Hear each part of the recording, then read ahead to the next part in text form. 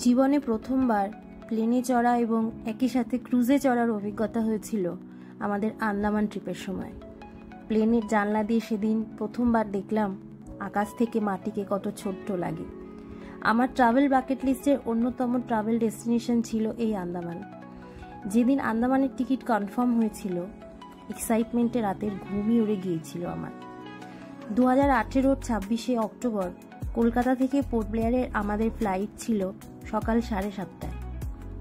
Take অফের পর যখন জানলা দিয়ে মেঘের আনাগোনা দেখলাম, মনে হচ্ছিল আমি স্বপ্নের দেশে এসেছি। তারপর মেঘ সরে যেতেই দেখলাম উপর থেকে নিচে সমুদ্র ও তার উপর ছোট ছোট আইল্যান্ডস। ছোটবেলায় বইয়ের পাতায় পড়া আন্দামান দ্বীপপুঞ্জ। আমি শুধু একের পর এক ভিডিও করছিলাম আর মুগ্ধ হয়ে জানলার বাইরের দৃশ্যগুলো দেখছিলাম। মনে হচ্ছিল এই ট্রিপটার জন্য আমি বোধহয় বহু বছর ধরে, বহুদিন ধরে অপেক্ষা করছি।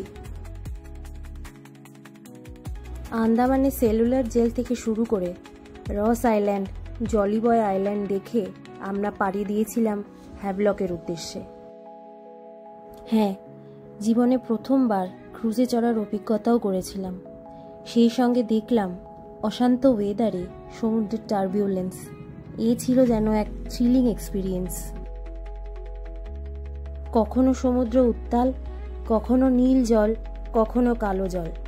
এ যেন এক সারিয়াল সিন। কোনটা ছেড়ে কোন দিক, কতটা ভিডিও করব, কতটা স্মৃতিতে তুলে রাখবো, আমি বুঝতেই পারছিলাম না। আমার চোখের সামনে দিয়ে কিভাবে এত সুন্দর দিনগুলো কেটে গেল।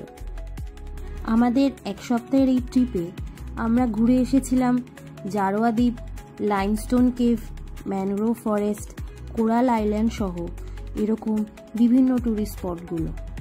সব মিলিয়ে আমাদের আন্দামান ট্রিপ সারা জীবন মনের মণিকোঠায় স্মরণীয় হয়ে থেকে যাবে।